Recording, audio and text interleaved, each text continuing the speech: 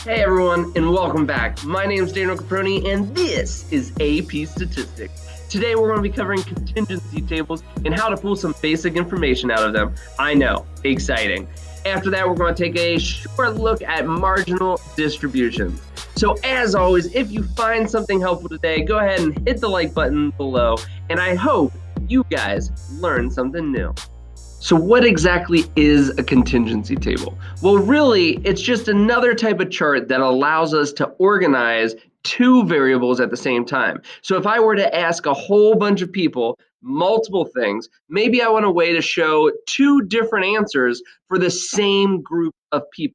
In this case, we are still looking at the Titanic. So when we look there, we're looking at two different variables. Across the top here, you can see that we have class. So that's what class people fell under: first class, second class, third class, or crew members. Whereas on the left-hand side, you can see alive or dead. This is the survival rate of these people. So if they were alive, they end up in this top row. And if they ended up dying, they end up in the bottom row. All right. So we're going to break down this chart so we have a general understanding of what each piece means.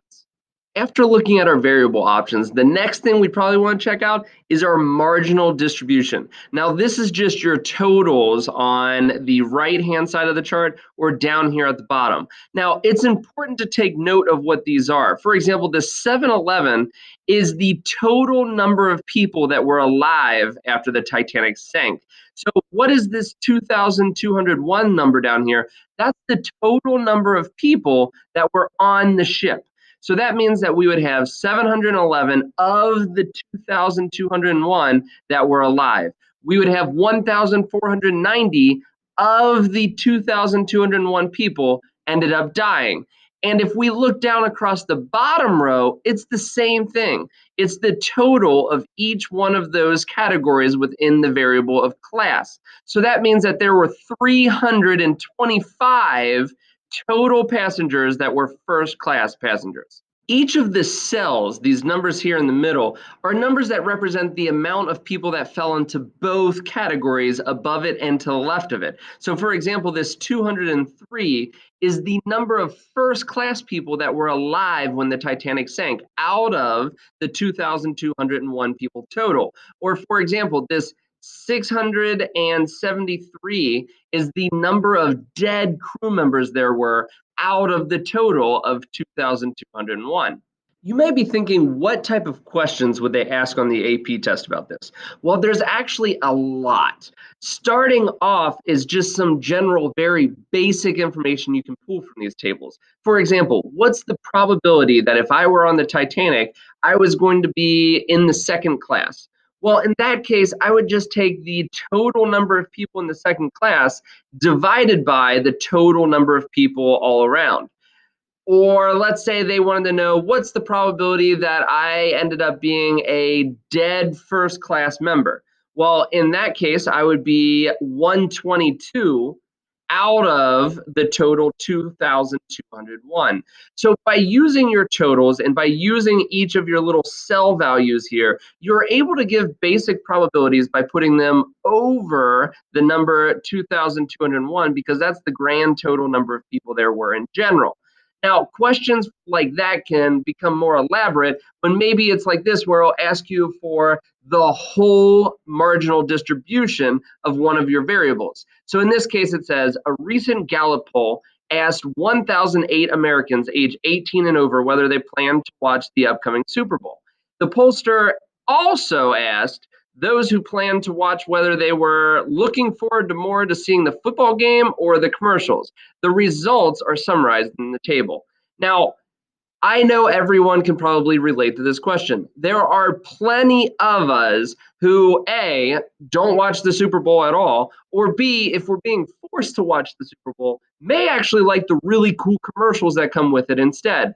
In the comments below, why don't you let me know what type of person you would fall in? A, do you watch the Super Bowl at all? And B, would you rather watch the commercials or the game itself? Now, with that said, Let's go back to this. It asks, what's the marginal distribution of the responses? Now, be careful here. They don't mean the responses of every person in this situation. They mean the people that fell over here in the variable of response. So first off, they want to see male or female, male or female. Does it make a difference on how you handle watching the Super Bowl? And then they want to go back to that response that was mentioned in the example of if you would choose game, commercials, or you wouldn't watch it at all. Now remember, what is the marginal distribution? It is your margins over here, so the totals at the bottom and the totals on the side. But the problem was when they're looking for a marginal distribution in general, what they want to know is what percent of the total fell into each one of those categories. So right now, all we have is the fact that 479 people said that they'd rather watch the game than the commercials or not at all. Well, 479 doesn't really tell us much. A lot of people can understand that number better if they know it as a percent of the total amount of people. Whereas if I say, all right, well, 479 people said that, yeah. Or I could say, oh, well, like 50% of people said that or something along those lines. So how would I find those percents? Well, that's actually pretty easy. You're just going to take the total of that category of the response, and you're going to divide it by your total number of people. So in that case, I would have 479 divided by 1008. And that will give me what percent of people answered game. Now, at the same time, I can do that same thing with the number of people that said commercial and the number of people that said they won't watch at all. And once I go ahead and do that, you should get these answers we see below. 479 divided by 1008 is about 47.5% of people. And the other two you can see here have 23.5% and 29%.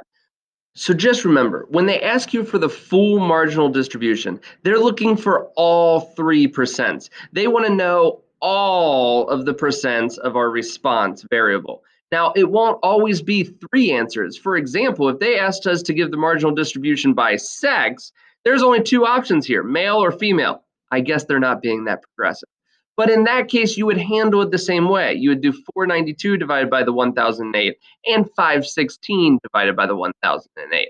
Just remember, marginal distribution means you give the percents for all categories in that variable. Now, this is going to be setting us up for some harder questions that we'll cover later in this course.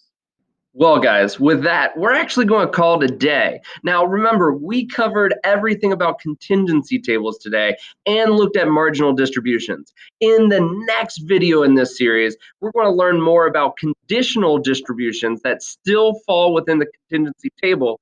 And we're going to look at a way to pull these numbers out and turn them into charts for people to see visually.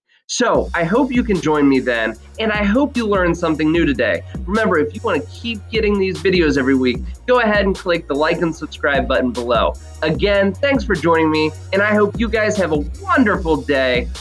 This has been your AP Statistics.